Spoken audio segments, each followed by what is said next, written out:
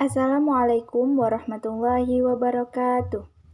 Perkenalkan, saya Sari Wulandari dengan nomor NIM 203180230 dari kelas PGMIG. Materi yang akan saya jelaskan adalah sejarah psikologi dan pendidikan psikologi. Psikologi merupakan ilmu yang mempelajari tentang mental dan kejiwaan manusia. Psikologi menurut bahasa berasal dari kata psike dan logos.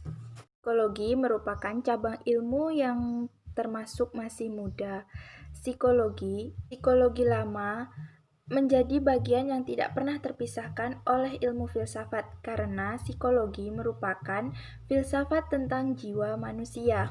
Filsafat telah mempelajari tentang gejala-gejala kejiwaan pada manusia sejak tahun 500 sampai 600 sebelum Masehi yang lalu. Psikologi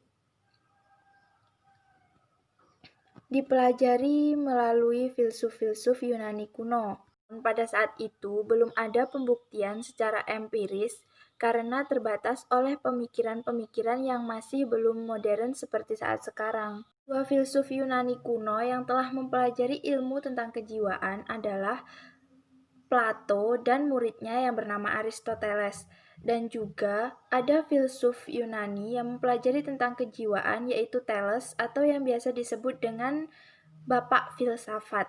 Beberapa filsuf Yunani yang dulu telah mengeluarkan pendapatnya diantaranya adalah Thales, Anaximenes, Empedokles, Hippocrates, Democritus.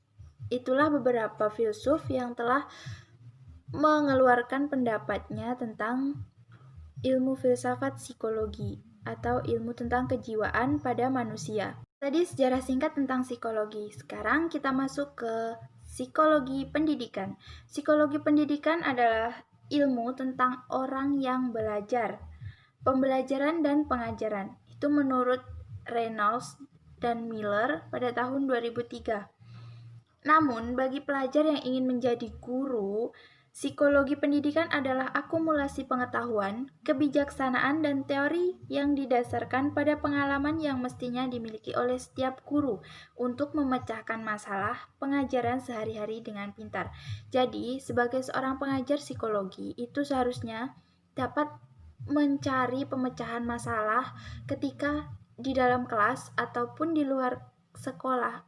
Maksud saya di luar kelas itu ada beberapa masalah yang sulit diatasi seperti kenakalan anak atau di dalam kelas misalnya anak ribut. Kita harus membuat supaya pembelajaran yang dilakukan di dalam kelas itu menjadi lebih menarik dan anak-anak tidak cepat bosan dengan pembelajaran yang kita berikan. Jadi kesimpulan dari psikologi pendidikan itu adalah sebuah ilmu yang mempelajari tentang tingkah laku manusia saat proses belajar mengajar, yang mana ilmu ini tidak jauh-jauh dari proses pengajaran dan belajar di dalam kelas atau di sekolah.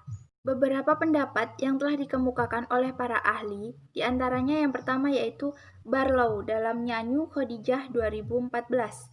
Psikologi sebagai sebuah pengetahuan berdasarkan riset psikologis yang menyediakan serangkaian sumber-sumber untuk membantu dalam pelaksanaan tugas seorang guru dalam proses belajar mengajar secara lebih efektif.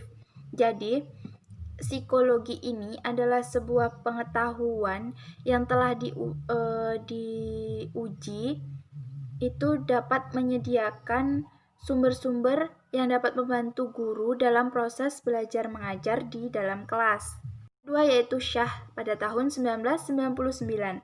Psikologi pendidikan adalah sebuah disiplin psikologi yang menyelidiki masalah psikologis yang terjadi dalam dunia pendidikan. Sedangkan menurut ensiklopedia, ini menurut ensiklopedia Amerika, bukan menurut ensiklopedia Indonesia, pengertian psikologi pendidikan adalah ilmu yang lebih berprinsip dalam proses pengajaran yang terlihat dengan penemuan-penemuan dan menerapkan prinsip-prinsip dan cara untuk meningkatkan keefisienan dalam pendidikan. Ketiga yaitu Santrox 2007. Psikologi pendidikan adalah cabang ilmu psikologi yang mengkhususkan diri pada cara memahami pengajaran dan pembelajaran dalam lingkungan pendidikan. Yang selanjutnya yaitu Witherington. Psikologi pendidikan adalah studi sistematis tentang proses-proses dan faktor-faktor yang berhubungan dengan pendidikan manusia. Yang selanjutnya yaitu Suwarna 2014. Karakteristik yang terkandung dalam pengertian psikologi pendidikan yaitu psikologi pendidikan adalah cabang dari psikologi yang memiliki lingkup kajian khusus yaitu kajian psikologis dalam konteks. Yang selanjutnya dari pendidikan, psikologi pendidikan adalah implementasi teori, model dan pendekatan psikologi dalam bidang pendidikan. Psikologi pendidikan mengkaji masalah-masalah psikologi yang muncul dalam pelaksanaan pembelajaran yang dijadikan acuan dalam upaya menciptakan iklim pembelajaran yang kondusif. Yang terakhir yaitu Tolib 2010. Psikologi pendidikan adalah disiplin vital atau hal penting yang memberikan kontribusi terhadap pendidikan. Itulah tadi sedikit penjelasan tentang sejarah psikologi dan psikologi pendidikan. Semoga bermanfaat dan mohon maaf apabila terdapat banyak kesalahan ataupun penjelasan. Akhir kata, wabillahi taufiq wal hidayah. Wassalamualaikum warahmatullahi wabarakatuh.